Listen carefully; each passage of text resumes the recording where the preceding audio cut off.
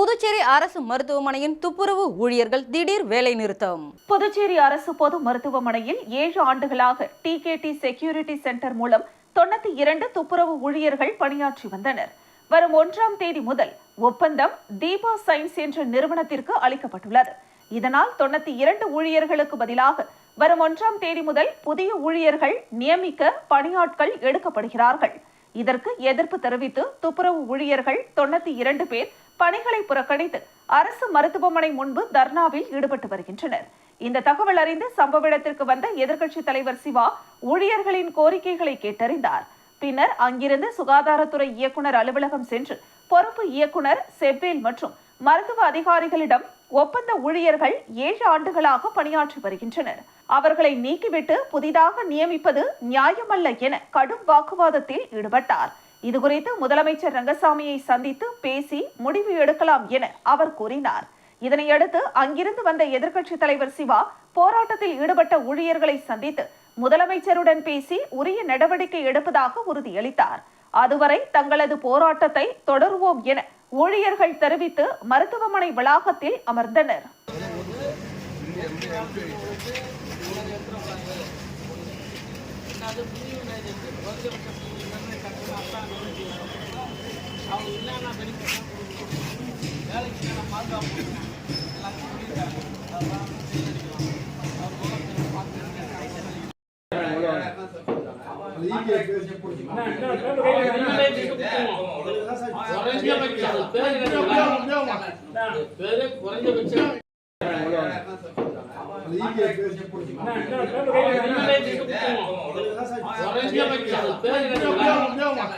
புதுச்சேரி அரசு மருத்துவமனையில் தரமற்ற இன்சுலின் ஊசி பயன்படுத்தப்பட்டு வருவதாக எதிர்க்கட்சித் தலைவர் புகார். புதுச்சேரி அரசின் நகர மற்றும் கிராமப்புறங்களில் சிகிச்சை பெற வரும் சர்க்கரை நோயாளிகளுக்கு தரமற்ற இன்சுலின் ஊசி வழங்கப்படுவதாக எதிர்க்கட்சித் தலைவர் சிவா ஆதாரத்துடன் புகார் கூறினார்.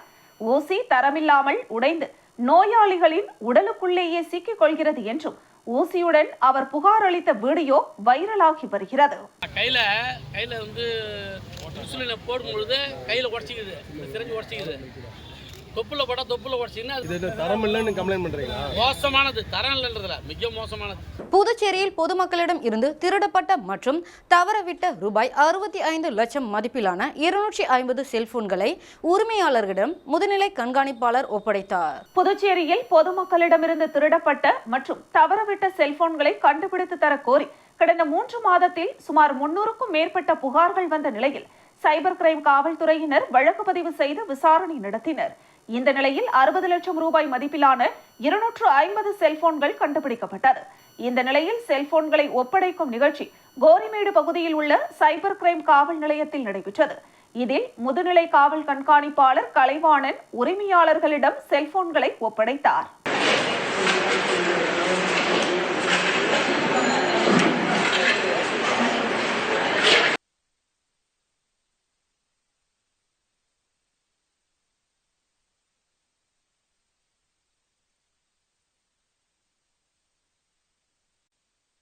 ஒரு மைனர் ஒரு பொண்ணுக்கிட்ட வந்து தகாத மெசேஜஸ் அண்ட் வீடியோஸ் அனுப்பியிருந்தாங்க. அந்த அக்யூஸ்டையும் நம்ம பிடிச்சிருந்தோம். இந்த 47 கேசஸ்லையுமே மோஸ்ட்டாக வந்து அக்யூஸ்ட் எல்லாருமே அந்த பெண்களுக்கு தெரிஞ்சவங்களாக தான் இருந்திருக்காங்க. அதுக்கடுத்து பார்த்தீங்கன்னா நம்ம தொலைஞ்ச மொபைல் ஃபோன்ஸ் நம்ம வந்து ரெகுலராக பப்ளிக் கிட்ட இருந்து. புதுச்சேரியில் தீபாவளிக்கு முன்னதாக அனைத்து ரேஷன் கடைகளும் மீண்டும் திறக்கப்பட்டு அரிசி வழங்கப்படும் என முதலமைச்சர் ரங்கசாமி தெரிவித்துள்ளார். புதுச்சேரி அரசு சுற்றுலாத்துறை சார்பில் ஒவ்வொரு ஆண்டும் செப்டம்பர் மாதம் 27ஆம் தேதி உலக சுற்றுலா தின விழா கொண்டாடப்படுகிறது. உலக சுற்றுலா நிறுவனம் 2024ஆம் ஆண்டிற்கான உலக சுற்றுலா தின செய்தியாக சுற்றுலாவும் அமைதியும் என்ற கருத்தை முன்வைத்து உலக அளவில் உள்ள சுற்றுலா மற்றும் விருந்தோம்பல் துறையினர் கொண்டாடும் விதமாக அறிவிப்பு வெளியிட்டுள்ளது. புதுச்சேரி அரசு சுற்றுலாத்துறை சார்பில் உலக சுற்றுலா தின விழா வரும் 28ஆம் தேதி வரை 3 நாட்கள் கொண்டாடப்படுகிறது. இந்த நிலையில் உலக சுற்றுலா தின தொடக்க விழா புதுச்சேரி பழைய துறைமுக வளாகத்தில் உள்ள புதுப்பிக்கப்பட்ட மாநாட்டு கூட்டத்தில் நடைபெற்றது. விழாவில் துணைநிலை ஆளுநர் கைலாஷ்நாதன், முதலமைச்சர் ரங்கசாமி, சபாநாயகர் செல்வம், சுற்றுலாத்துறை அமைச்சர் லட்சுமி நாராயணன், சட்டமன்ற உறுப்பினர் அனிபால் கென்னடி, தலைமை செயலர் சரத் சௌஹான் ஆகியோர் கலந்து கொண்டு குத்துவிளக்கேற்றி விழாவை தொடங்கி வைத்தனர்.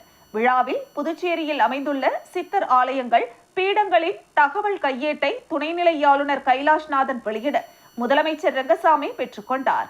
அதனைத் தொடர்ந்து சித்தர் சுற்றுலா பயண நிகழ்ச்சியை துணைநிலை ஆளுநர், முதலமைச்சர் ஆகியோர் கொடியசைத்து தொடங்கி வைத்தனர். முன்னதாக விழாவை தொடங்கி வைத்து பேசிய முதலமைச்சர் ரங்கசாமி, உலக நாடுகளில் உள்ள அனைத்து உணவுகளும் கிடைக்கின்ற மாநிலமாக புதுச்சேரி திகழ்வதாகவும், மேலும் ஆன்மீக மற்றும் அமைதி நிறைந்த பூமி என்பதால் அதிகப்படியான சுற்றுலா பயணிகள் புதுச்சேரிக்கு விரும்பி வருகின்றனர் என பேசினார். புதுச்சேரியில் உள்ள பொதுமக்களுக்கு இலவச அரிசி வழங்க ஏற்கனவே ஒப்புதல் அளிக்கப்பட்டுள்ள நிலையில் டெண்டர் விரைவில் விடப்பட்டு தீபாவளிக்கு முன்னதாக அனைத்து ரேஷன் கடைகளும் திறக்கப்படும் என்று தெரிவித்தார். தொடர்ந்து பேசிய அவர், மத்திய அரசு புதுச்சேரி மாநிலத்திற்கு தேவையான உதவிகளை செய்து வருகிறது என்றார். மேலும் கடந்த ஆண்டை ஒப்பிடும்போது டெங்கு காய்ச்சல் இந்த ஆண்டு கட்டுப்பாட்டில் உள்ளதாகவும், டெங்கு காய்ச்சலை கட்டுப்படுத்த அனைத்து முன்னெச்சரிக்கை நடவடிக்கைகளையும் அரசு எடுத்து வருகிறது என்றும் முதலமைச்சர் ரங்கசாமி தெரிவித்தார்.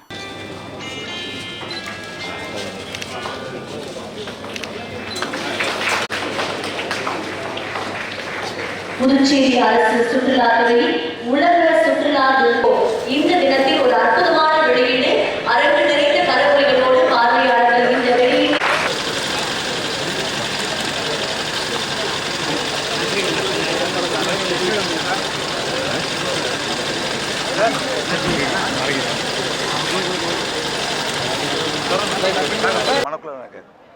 இது மாதிரி ஆன்மீகத்திற்கு ஒரு நல்ல ஒரு முக்கியமான தலமாகவும் இந்த புதுச்சேரி மாநிலம் திகழ்ந்து கொண்டு இருக்கிறது. அது மட்டுமல்ல, பொழுதுபோக்கு அப்படின்ற நிலையிலும் ஒரு அழகிய கடற்கரை. இலவச அரிசி வழங்கப்படும் சொல்லிருக்கீங்க, எந்த நிலையில இருக்கு சார்? எப்போ வழங்க போறோம்? ஏன்னா அறிவிச்சு ஒரு 2 மாதத்துக்கு மேல ஆகுது. விரைவில் வழங்குவதற்கு நடவடிக்கை அரசு எடுத்து வருகிறது. தீபாவளிக்கு ஒப்புதல் கொடுத்துறாங்களா சார்? ஒப்புதல் எப்பொழுதும் வாங்கிக்கணும். அது நிதி விட போறோம். அது நிதி ஒதுக்கப்பட்டிருக்கிறது, விட போறோம். பரிசு பொருட்கள் அனுப்புவதாக கூறி 13,65,000 மோசடி செய்த வழக்கில் நைஜீரியாவை சேர்ந்தவருக்கு 3 ஆண்டுகள் சிறை தண்டனை மற்றும் அபராதம் விதித்து புதுச்சேரி நீதிமன்றம் உத்தரவிட்டுள்ளது. புதுச்சேரியை சேர்ந்த பெண் இணையத்தில் தகவல் பரிமாற்றம் செய்துள்ளார். அப்போது அவருடன் பழகிய 2 மர்ம நபர்கள் விலை உயர்ந்த பரிசு பொருட்களை அவருக்கு அனுப்பியதாகவும், அதை பெற வரி உள்ளிட்டவற்றிற்கான பணத்தை அனுப்பவும் கோரியுள்ளனர். இதனை நம்பிய அப்பெண் பல தவணைகளில் 13,65,000 ரூபாய் வரை பணத்தை அனுப்பியுள்ளார். ஆனால் பரிசு பொருள் வந்து சேரவில்லை. அதனால் தான் ஏமாற்றப்பட்டதை உணர்ந்து புதுச்சேரி சைபர் கிரைமில் கடந்த 2021ஆம் ஆண்டு புகார் அளித்தார். புதுச்சேரி சைபர் கிரைமில் வழக்கு பதிவு செய்து விசாரணை மேற்கொண்டனர். அப்போது புதுச்சேரி பெண்ணை ஏமாற்றி மோசடி செய்தவர்கள் நைஜீரிய நாட்டை சேர்ந்த ஈகோ ஓஹோ மற்றும் உசெம்பர் பேவர் பேட்ரிக் என தெரிய வந்தது. அவர்கள் கர்நாடக மாநிலம் பெங்களூருவில் தங்கியிருப்பதும் கண்டுபிடிக்கப்பட்டது. இதையடுத்து அவர்களை கைது செய்ய நடவடிக்கை எடுத்தனர். அப்போது ஈகோ ஓகோ தலைமறைவாகிவிட்டார்.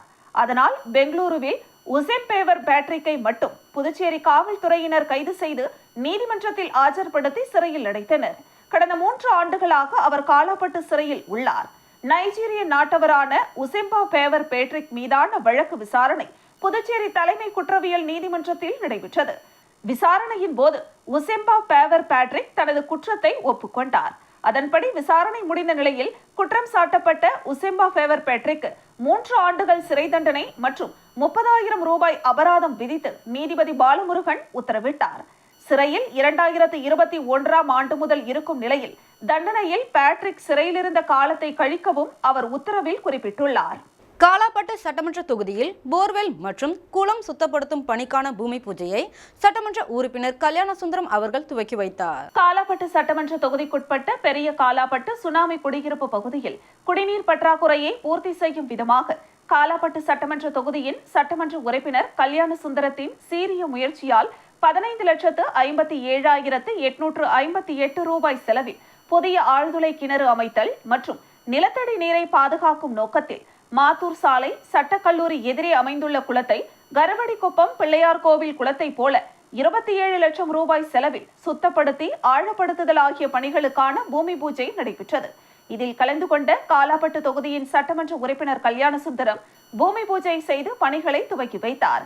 இந்த நிகழ்ச்சியில் கனகசெட்டிக்குளம், பெரிய காலாப்பட்டு, சின்ன காலாப்பட்டு, பிள்ளைச்சாவடி ஆகிய 4 கிராமங்களை சேர்ந்த கிராம பஞ்சாயத்தார், மீனவ கிராம பஞ்சாயத்தார், பொதுமக்கள், பாரதிய ஜனதா கட்சியினர் என அனைவரும் கலந்து கொண்டு சிறப்பித்தனர்.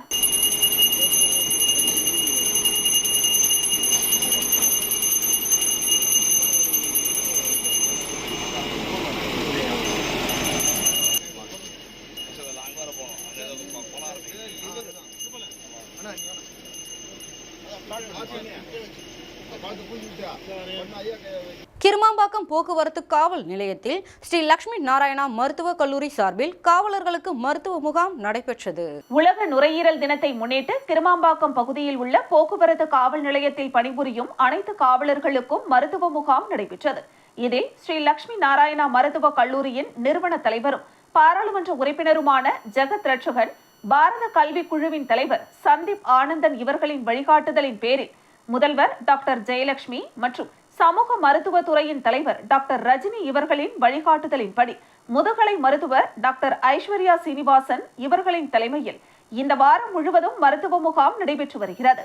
அதன் ஒரு பகுதியாக கிருமாம்பாக்கம் போக்குவரத்து காவல்துறை ஆய்வாளர் கணேசன் மற்றும் உதவி ஆய்வாளர் பாஸ்கர் முன்னிலையில் காவல் நிலையத்தில் பணிபுரியும் அனைத்து காவலர்களுக்கும் நுரையீரல் தினத்தை முன்னிட்டு N95 சுவாச கருவி, மூச்சு பயிற்சி போன்ற ஆரோக்கியமான வாழ்க்கைக்கு தேவையான விஷயங்களை முகாமில் காவலர்களுக்கு வழங்கப்பட்டது.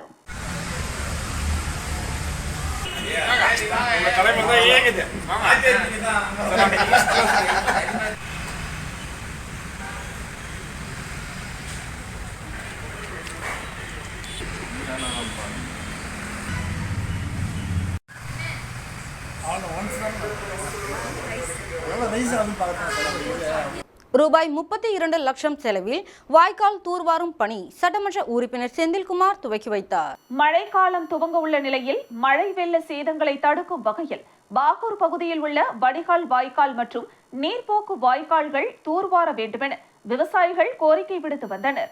இதையடுத்து புதுச்சேரி பொதுப்பணித்துறை நீர்ப்பாசன கோட்டம் சார்பில் குருவிநத்தம், சித்தேரி 2ஆம் நிலை பாசன வாய்க்கால், மேல் பரிக்கல்பட்டு ஏரி வாய்க்கால், ஆராய்ச்சி குப்பம் ஏரி வாய்க்கால், சடக்குளம் தாங்கல் வாய்க்கால், உச்சிமேடு தாங்கல் வாய்க்கால், பரிக்கல்பட்டு தாங்கல் வாய்க்கால் உள்ளிட்ட வாய்க்கால்களை தூர்வாரி சுத்தப்படுத்திட 7.26 லட்சம் ரூபாய் ஒதுக்கப்பட்டுள்ளது. இதேபோல் முள்ளோடை வாய்க்கால், கீழ் பரிக்கல்பட்டு ஏரி உபரிநீர் வாய்க்கால் முதல் புதுக்குப்பம் மதகு வரையிலான வாய்க்கால் 6.76 லட்சம் ரூபாய் மதிப்பீட்டிலும், பாகூர் ஏரி குடியிருப்பு பாளையம் மதகு வாய்க்கால், சேரடி மதகு வாய்க்கால், காட்டுக்குப்பம் வரத்து வாய்க்கால் 7.96 லட்சம் ரூபாய் செலவில் தூர்வார நிதி ஒதுக்கப்பட்டுள்ளது. இதேபோல் 4,29,000 ரூபாய் செலவில் இருளஞ்சந்தை தாங்கல் மற்றும் குருவிநத்தம் தாங்கல் உபரிநீர் வாய்க்கால் தூர்வாரிடவும், சித்தேரி முதன்மை பாசன வாய்க்கால், சித்தேரி அணைக்கட்டு முதல் மணப்பட்டு ஏரி வரை வாய்க்காலை 5,74,000 ரூபாய் செலவில் தூர்வார திட்டமிடப்பட்டுள்ளது. இதற்கான பூமி பூஜை நிகழ்ச்சி நடைபெற்றது. இதில் பாகூர் தொகுதி சட்டமன்ற உறுப்பினர் செந்தில்குமார் கலந்து கொண்டு பூமி பூஜை செய்து வாய்க்கால் தூர்வாரும் பணியை துவக்கி வைத்தார்.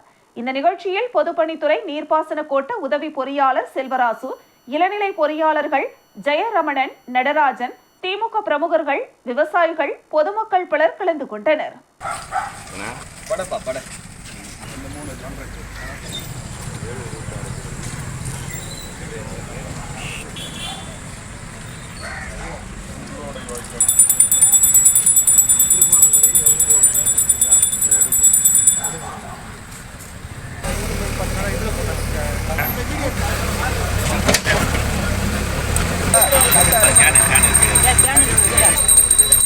ஆங்கிலம் வந்து அநியாயம் பண்ணுறது கலைக்கிறேன்.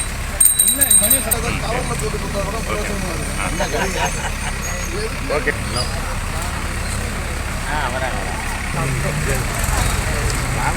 இங்கே குத்து விளக்கு இருக்குது அப்படியே.